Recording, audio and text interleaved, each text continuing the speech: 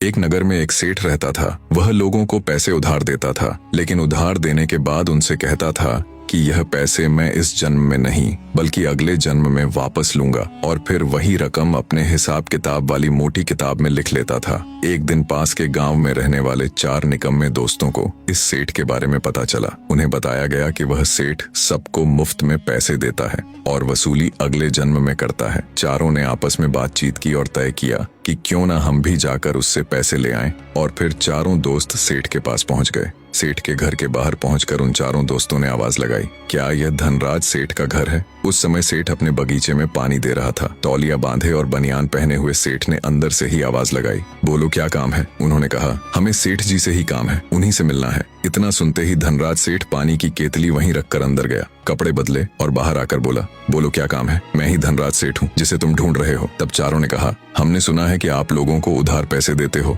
और वह पैसे अगले जन्म में लेते हो। हम चारों बहुत गरीब हैं और इतने समर्थ नहीं कि इस जन्म में आपका पैसा लौटा सकें, इसीलिए हमें पैसे चाहिए। सेठ ने कहा, बताओ कितने पैसे चाहिए? ये सुनते ही चारों दोस्त एक दूसरे का मुंह देखने लगे और मन ही मन सोचने लगे, क्यों ना इतना धन मांग लें कि पूरी जिंदगी कुछ कमाना ही न पड़े और घर बैठे आराम से खाएं पिएं। तब चारों ने सेठ जी से कहा, हमें चारों को 20-20 हजार रुपये दे दीजिए। सेठ ने कहा, रुपये तो मैं तुम्हें दे दूंगा, इसमें मुझे कोई आपत्ति नहीं है, लेकिन मेरी एक शर्त है। चारों ने कहा, बताइए सेठ जी, आपकी क्या शर्त है? सेठ ने कहा, पैसे तो दे दूंगा, लेकिन यह पैसे मैं अगले जन्म में लूंगा, इस जन्म में नहीं।